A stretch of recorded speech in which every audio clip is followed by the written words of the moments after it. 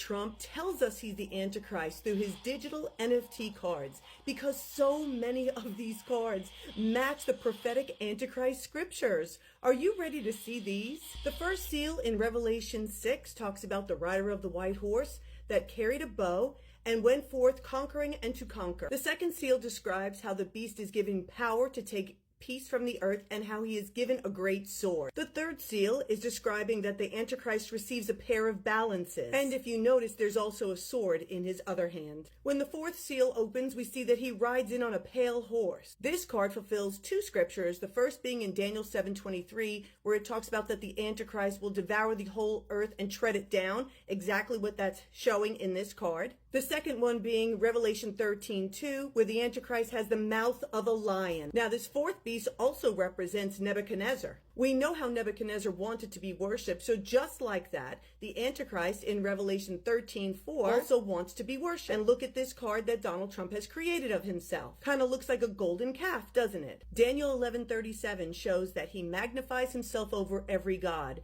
And remember, we cannot serve God and money. Daniel 8:25 again is a verse that describes the Antichrist and how he magnifies himself. Look at how he calls himself the greatest of all time and Super Trump. Those muscles. Trump's NFT card of his mugshot perfectly aligns with 2 Thessalonians 2:8, where he is called the lawless one. And in this card, he is shown breaking all restraints of the law. We know the Antichrist will have mighty satanic power, and here he is in these cards showing power that is satanic. Daniel 7:25 tells us the Antichrist will change laws, and Project 2025 will do just that. Here he is on his NFT card standing in front of two presidents. One was for trade, the other was for civil rights. He's blocking those two and has added his own face on Mount Rushmore instead. This is his card showing him as George Washington because that's what he wants to do. He wants to wipe out all the rights that we have gained since that president. Daniel 11:39 tells us the Antichrist will have strange gods. Here he is on his card holding a thunderbolt just like Zeus. Here's another with the strange gods. Donald Trump's card. He's holding an orb in his hand, just like Jupiter does. Revelation 13:7 tells us the Antichrist makes war with the saints and is given power over peoples and nations, hence the Trump world and the rifle. Here's one of the scriptures that talks about the abomination of desolation sitting in the holy temple. Get into that position in the first place, they've got to be good friends with Israel. Daniel 8:9 tells us that the Antichrist starts small but waxes great. This Trump card shows him holding a flag as a nationalist, but then moving on to conquer the world. We know the name of the Antichrist is the Beast, and the name of his car, the Beast. Donald Trump knows who he is, and he openly tells us through his digital NFT card. He is the Pharaoh that opposes God and his purposes and holds souls in captivity. Remember that those who stand with Pharaoh suffer with Pharaoh. For those that continue to stand with the Pharaoh Antichrist Trump, repent, because he is fulfilling all of these prophecies. I want a long-lasting peace. Trump talks about Israel in Time's Person of the Year interview. So here we go. This is news I don't see a lot of people speaking about at this point because everyone's so focused on the drone situation and the wars, rumors of wars, and so on, which are important to look at. But at the same time, we can't lose sight of other things that are going on, including things like this, because this goes along with the Abraham Accords and the covenant with many. So here's what Trump has to say as he gets ready to start his second term. President-elect Donald Trump outlined his vision for achieving peace in the Middle East, including his stance on the possible annexation of the occupied West Bank during a wide-ranging interview with Time magazine after being named Person of the Year. During the presidential election, Trump promised to bring stability to the region, pledging to end the ongoing war in Gaza, while further isolating Iran. So during this meeting, or this interview published on Thursday, Trump avoided taking a clear stance on whether he supports a two-state solution as part of a post-war peace effort. Well, that's interesting, because I'm going to stop there for a second. According to his Middle East advisor, who will be his advisor when he takes office, he's saying that starting January 20th, negotiations will begin for the creation of a Palestinian state. And this is from the Jerusalem Post, guys. So this isn't, just some a random Reddit post or something. And it says here, the first priority for the Trump administration will be the release of the hostages immediately with no further delay. That's according to President-elect Donald Trump's newly appointed Middle East advisor, Mossad Bolos, as he was talking with a French newspaper. Bolos added that with the release of the hostages should be separate from issues relating to the future of Gaza. The hostage deal should come within the framework of a temporary ceasefire. He said the president believes that the hostages must be released immediately and there must be no further delay. According to him, their fate should not be linked to other issues related to the day after in Gaza. Several countries are currently helping to achieve this goal, whether it is Egypt, Jordan, Qatar, or even Turkey. And here's where it gets interesting. When asked whether the incoming administration might support Israeli Finance Minister Smotrich's plan to annex the West Bank, Bolos said that Trump has yet to publicly address this issue, and the administration has not yet implemented a policy. However, Bolos did say that starting January 20th, there will be a very clear and a very specific policy on this subject which must be respected. Bolos agreed that the discussions around a roadmap leading to a Palestinian state would be a key part of discussions between the U.S. and Israel. However, he said that so far, Saudi parties were not demanding the establishment of a Palestinian state, no, because they don't really care. But the Lord isn't happy with those who scattered his people or who are trying to divide his land. Go see Joel 3:2 for more reference on that. But he referenced Trump's 2020 plan, which spoke of a proposed Palestinian state, the details of which were rejected by both sides. And so Bolos continued that the president-elect's priority is to resume discussions on the Abraham Accords, with, of course, Saudi Arabia first. Remember, they said they were going to make it with many different countries, these peace accords. Right here. Trump said a much bigger deal would be, much more important deal, it would take in many, many countries and it would cover a very large territory. And that just shows that, confirms what Daniel 9:27 says. He shall confirm the covenant with many. And now we have the Greater Israel Project being formed up right in front of our eyes. Don't we? So much bigger deal, many, many countries indeed. He just didn't say how exactly that would happen. But anyway, getting back to this, they also have plans for Iran. They were, the biggest thing they're stressing is preventing them from getting a nuclear bomb and so on. But we'll go back to the interview with Trump himself. In the interview published on Thursday, Trump avoided taking a clear stance on whether he supports the two-state solution. He says, I support whatever solution we can do to get peace.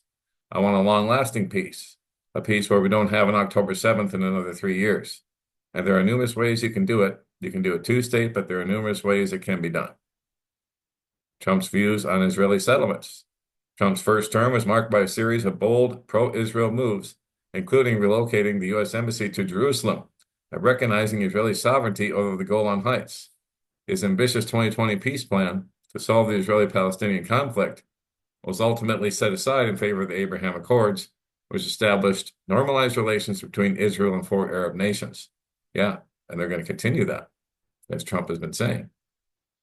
So Trump's national security picks are steadfast Israel supporters, some of whom have denied the existence of the Palestinian people. Well, then who's in the land then? I mean, who's actually there? Give me a break. These people are so delusional. But they're with the Antichrist, so of course they would be. Mike Huckabee, Trump's designated ambassador to Israel, is a staunch supporter of Israeli settlements and annexation of the West Bank.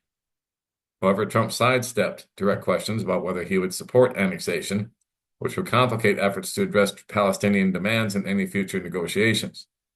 What I want is a deal where there's going to be peace and where the killing stops, Trump told Time. When pressed on whether he would allow Israeli Prime Minister Netanyahu to annex Israeli settlements in the West Bank, a move Trump blocked during his first term, he remained non-committal. We'll see what happens, he said. Indeed, we will. And then he has a plan to end the war in Gaza. In extensive remarks about the Middle East, Trump described the 14-month-long war in Gaza as easier to solve than Russia-Ukraine, despite its complexity. We're going to sit down in a period of time, hopefully soon. There are some very productive things happening. This Middle East envoy, Stephen Witkoff, said during a visit to the region this week, it would not be a pretty day if the hostages held in Gaza were not released in the coming weeks. Trump himself, earlier this month, promised all hell to pay if the hostages are not released. White House National Security Advisor Jake Sullivan, who met with Netanyahu on Thursday, told reporters he's optimistic that a deal can be finalized this month. I got the sense from the prime minister he's ready to do a deal, Sullivan said. Then on the relationship with Netanyahu, because in case we've all forgotten, when Netanyahu congratulated Biden on his victory, Trump said, bleep him, right? A word beginning with the letter F. So they weren't on real good terms at that point.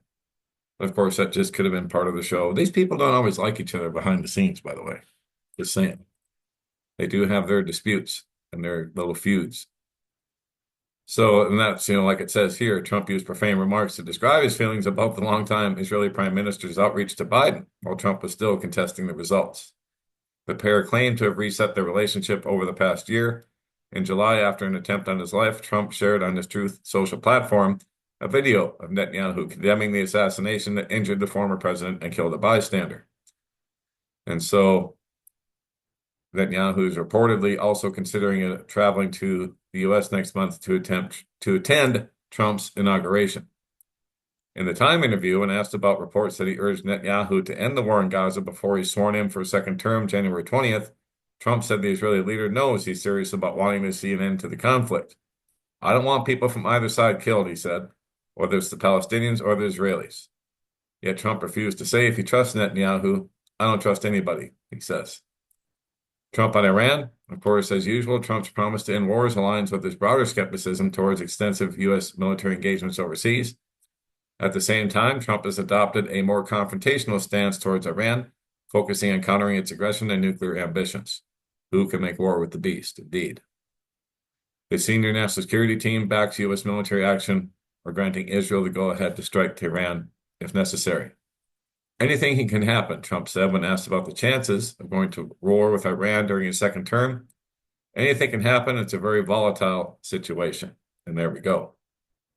That's the end of this particular article and his interview with Time magazine, which may have even more details than that. But anyway, I want a lasting peace. And when they say peace and safety, what happens? Sudden destruction. I've got all kinds of articles on Abraham Accords and Trump here at don'tspeaknews.com, by the way. Here's the commemorative coin of the Abraham Accords, and it's more than meets the eye.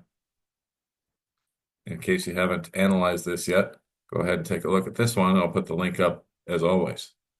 And then last but not least, I'm going to join this video with one from All Heart for You over here on TikTok, God Soldiers channel on YouTube. Shout out to Pastor Hank and sharing a video from All Heart for You about the Trump trading cards and how it just goes right along with Daniel and Revelation and every one of these Trump trading cards, these NFTs that God Soldiers talked about from this video from All Heart for You.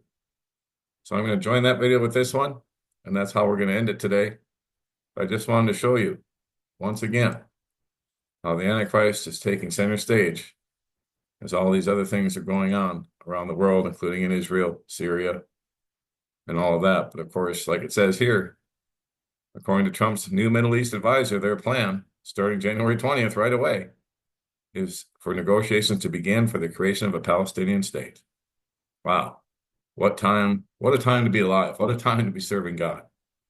What a time, I guess just what a time to be alive. I'll just leave it at that. So, all right, that is it for now. Thanks everybody for stopping by and joining in. Don't forget, don'tspeaknews.com, home base for everything that we do. There's over 2,500 stories here now. We've been around since 2018 with this website. It's amazing how much stuff I find just by researching my own site these days. It's home base for everything that we do. And if you want to be notified every time I put out a new one, just go at the bottom of every story. There's this little box here. You type in your email, you click on subscribe, and you're in. Every time I put up a new email or a new, not a new email, but a new blog post, video, or anything else, you'll be notified. And if you want to support the channel, I thank everyone who supported us here recently. Without you guys, we don't stick around. Just click on this tab and all the links to support us are right there. And then if you want to find us around the interwebs, Rumble, BitChute, Telegram, and YouTube, all those links are right under this tab right here. And there you go. All that and much more here at don'tspeaknews.com. God bless. Take care. Johnny Storm. Don't speak news.